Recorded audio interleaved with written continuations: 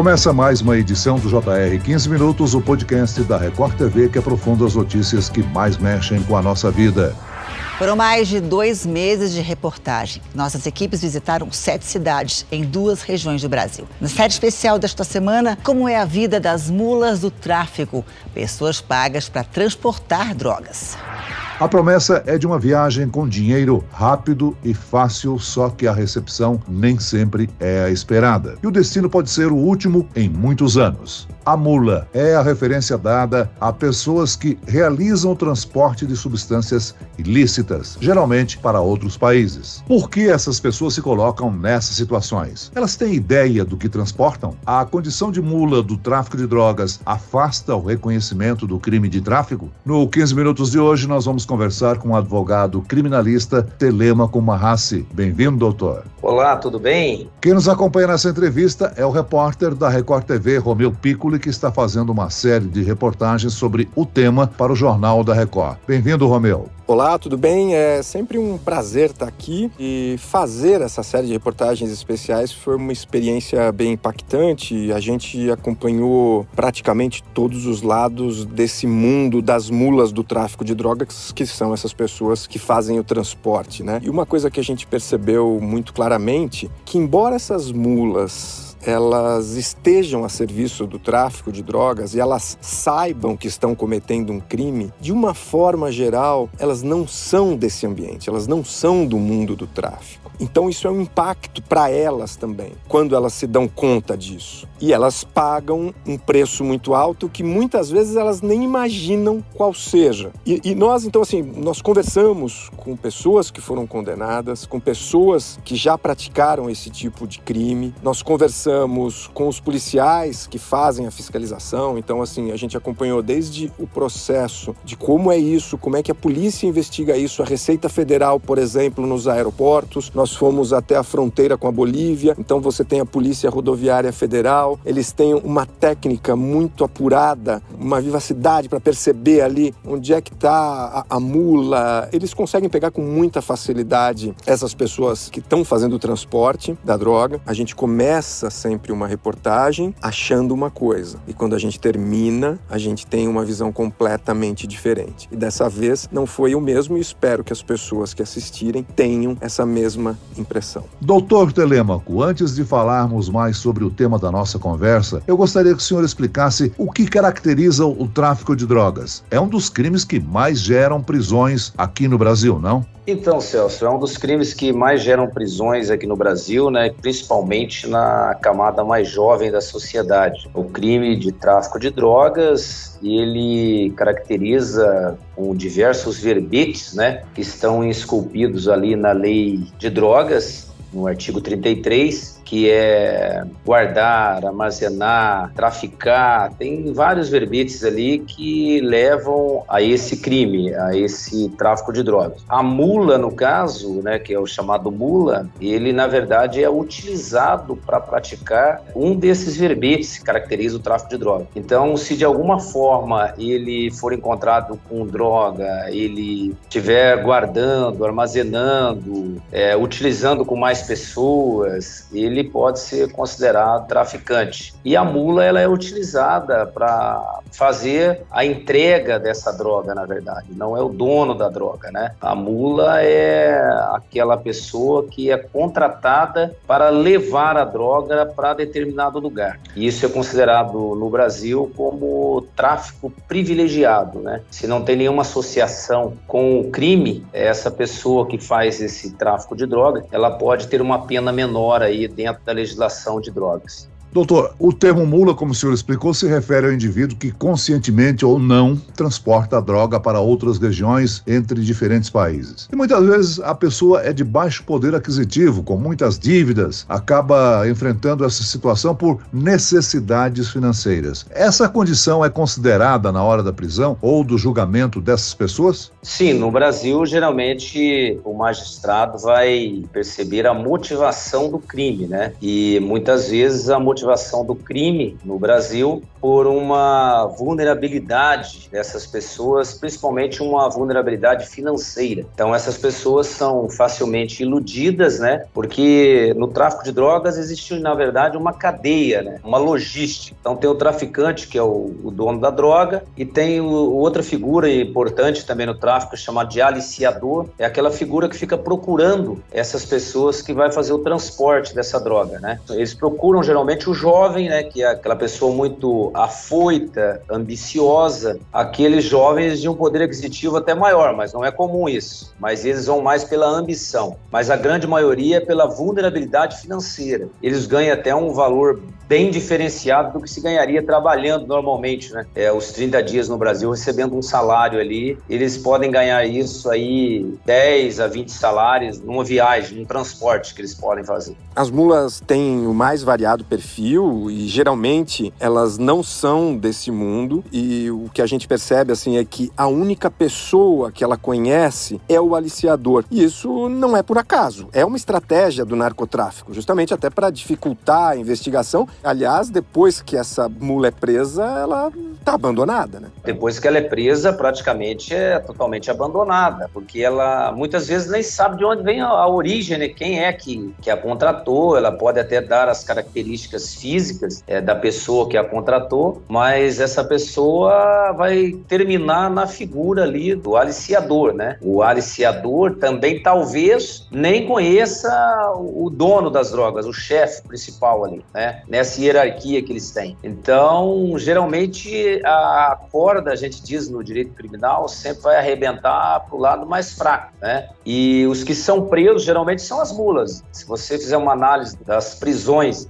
que são efetuadas no Brasil e no exterior, de mulas. O traficante, raramente, ele é preso. O traficante, na maioria das vezes, ele está encastelado, está escondido em algum lugar, e isso vai arrebentar, geralmente, nas mulas. Mulas que vão cumprir a prisão, a cadeia, né? Agora, doutor, em muitas situações, há casos em que o transporte é feito por meio da ingestão da droga, encapsulada ou em forma de pacotes embrulhadas com plásticos. E há casos em que as pessoas têm problemas sérios de saúde e até morrem, porque essas cápsulas se rompem durante o percurso. Exatamente. Esse aí é muito perigoso, mas para você ver a situação que essas pessoas chegam, dessa lavagem cerebral em busca de dinheiro, né? Geralmente eles vão fazer isso com uma pessoa extremamente vulnerável, né? E colocar esse perigo dentro do corpo humano, porque se aquelas cápsulas ali estouram, provavelmente haverá a morte dessa pessoa ou ela terá complicações de saúde gigantesca pro resto da vida. Não existe um perfil da mula, né? Você tem os mais diversos tipos de pessoas, idades, mas de uma forma geral sempre estão em uma situação de vulnerabilidade. E as quadrilhas aproveitam isso, né?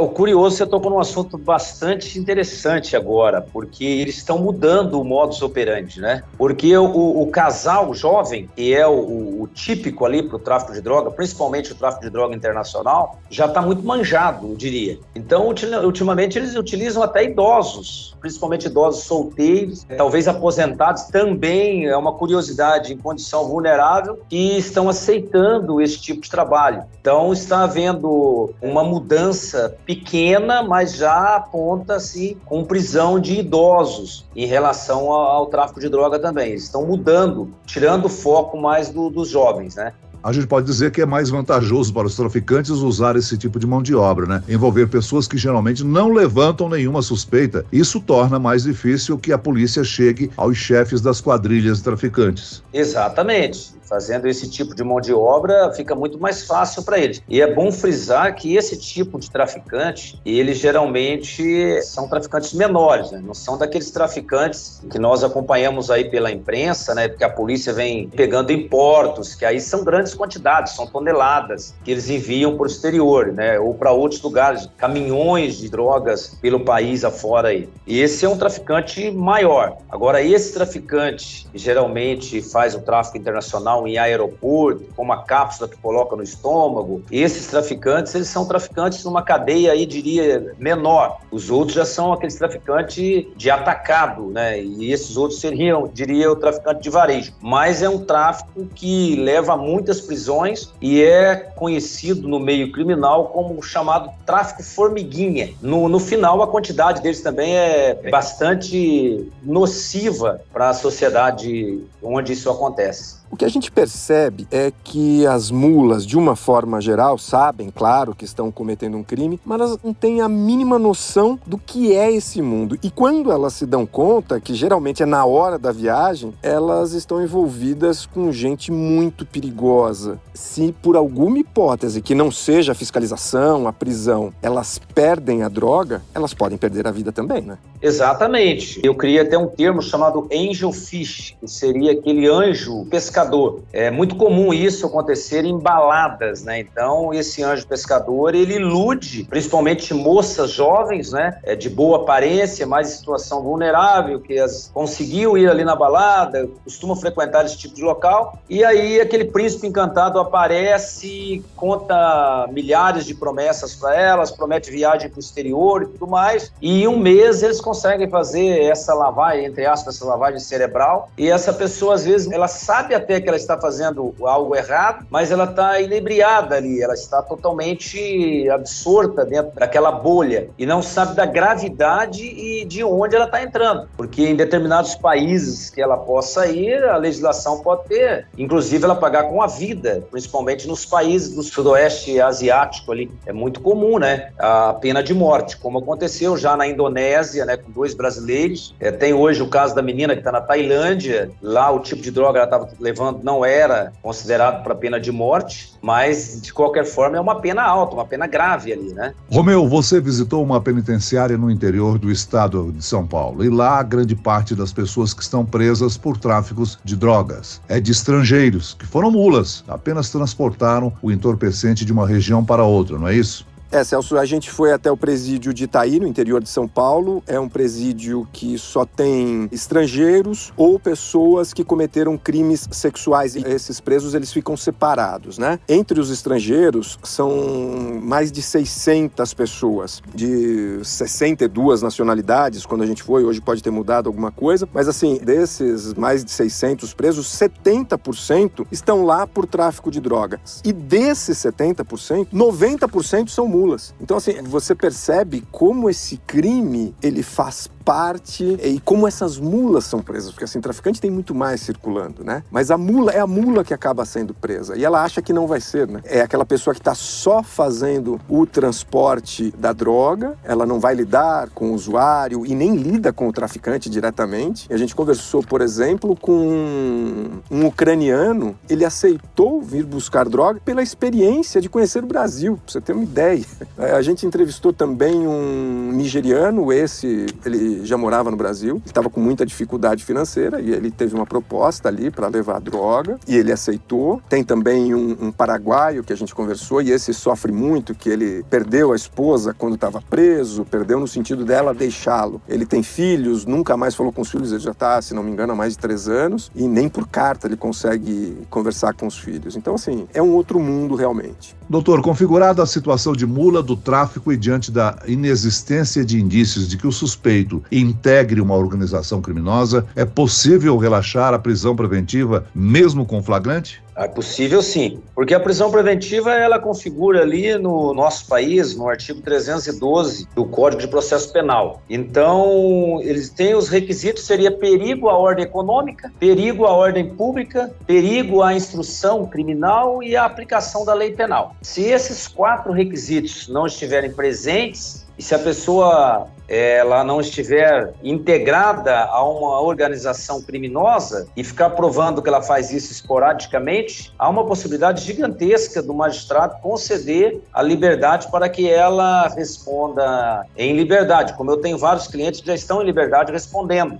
E muitos desses, você vê que eles erraram uma vez só. E tem clientes aí que eu defendi há 10 anos e eles não erraram novamente. Então, nesse ponto, a justiça não erra. Obviamente que existem aqueles reincidentes, isso acontece, mas a quantidade que não erra novamente é muito maior. Além da fiscalização nos aeroportos, não é importante investir em investigação, inteligência, para dificultar o processo de aliciamento? É importantíssimo isso.